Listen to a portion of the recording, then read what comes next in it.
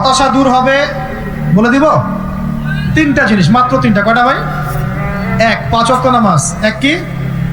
নামাজে আপনি অজু করে সিজদা দেন, ইনশাল্লাহ আপনার মনে প্রশান্তি না আসলে আমাকে এসে বলেন যে আসে না। চোখের পানি, মনের আবেগ যা আছে আপনার ভিতরে, কষ্ট, দুঃখ, যন্ত্রণা, সব আল্লাহকে ঢেলে দিবেন ইনশাল্লাহ। নিজের আবেগ ধরে রাখবেন এখানে, আপনি আল্লাহর জন্য ঢেলে দিবেন। মানুষকে আবেগ দেখে কি লাভ? মানুষ আপনার চোখের পানির মর্ম বুঝবে? মানুষ কি মানুষের চোখের পানির মর্ম বুঝে? আপনার পিতা যদি মারা যায়, আমার কাছে এসে দোয়া চান, কান্নাকাটি করে, আমি দোয়া করতে পারবো, কিন্তু আমি কিন্তু আপনার ফিলিংসটা বুঝতে পারবো না। আপনার অনুভূতি কে বুঝতে পারবেন?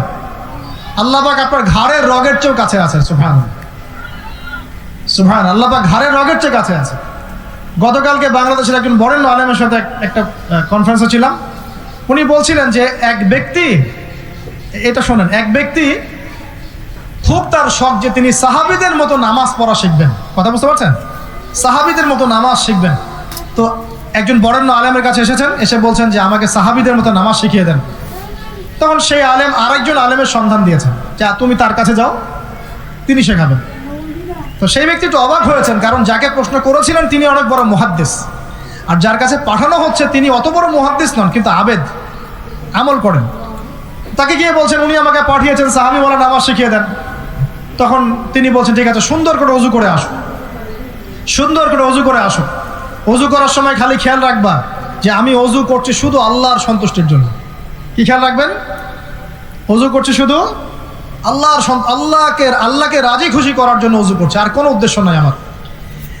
অজু করতে যাচ্ছে, তিনি আবার বলছেন দাঁড়াও, শুধু আল্লাহকে রাজি খুশি করার জন্য অজু করো। আবার শুরু করছেন, আবার বলছেন শোনো, শুধু আল্লাহকে রাজি খুশি করার জন্য অজু করো। এভাবে বলতেই আছেন। নামাজে দাঁড়িয়েছেন, দাঁড়ানোর আগে বলছেন শোনো, শুধু আল্লাহকে রাজি খুশি করার জন্য নামাজ পড়ো। বলতেই আছেন, বলতেই আছেন। এক পর্যায়ে সে ব্যক্তি নামাজ শুরু করলো, নামাজের মনোযোগ এদিক ওদিকে যায়, আর তার মাথায় এটা আসে, এই শুধু আল্লাহকে রাজি খুশি করার জন্য আমাকে নামাজ পড়তে হবে, শুধু আল্লাহকে রাজি খুশি করার জন্য নামাজ পড়তে হবে। এই চিন্তা তার মনের মধ্যে ঘুরপাক খাচ্ছে, ঘুরপাক খাচ্ছে। এভাবে নামাজটা সে শেষ করেছে। শেষ করে চিন্তা করছে যে নামাজ তো পুরোপুরি মনোযোগ দিতে পারলাম না, বারবার মাথার মধ্যে এরকম চিন্তা আসছে, আল্লাহ আমাকে তো মাফ করে দাও, নামাজটা আমার মনে হলো না ঠিক মতো। তখন সে ফিরে এসে তার সে ওস্তাদকে বলছেন আমার তো নামাজ এরকম এরকম করে পড়লাম, কিন্তু শেষমেশ মনে হলো যে নামাজটা হয়তো কবুল হয় নাই, আল্লাহর কাছে খুব মাফ চাইলাম, আল্লাহ আমাকে মাফ করে দাও, নামাজটা মনে হলো না। তখন সেই যে প্রথম ব্যক্তি যিনি পাঠিয়েছেন তিনি বলছেন এটাই হলো সাহাবীওয়ালা নামাজ।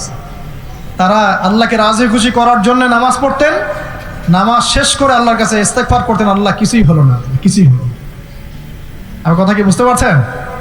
অতএব আল্লাহকে রাজি খুশি করার জন্যে আপনি আপনার আবেগ, আপনার ইবাদত সব ঢেলে দিবেন, অন্য কারো কাছে কিছু পাওয়ার আশা করবেন। আমাকে আল্লাহ পাঠিয়েছেন দুনিয়াতে নামাজ পড়তে, রোজা রাখতে, দিনের প্রচার করতে, দিনের জ্ঞান অর্জন করতে, এই তো।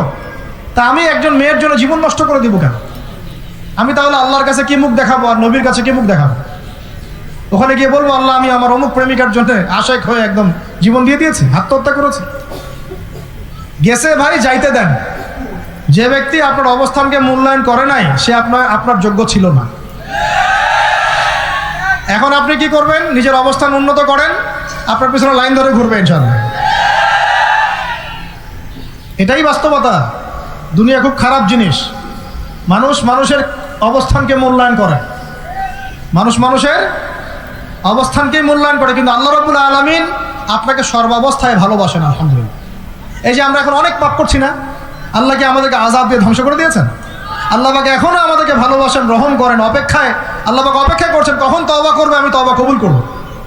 এই কখন আমার বান্দা খালি একবার বলে আস্তাগফিরুল্লাহ, আল্লাহ পাক সাথে সাথে মাফ করে দিবেন।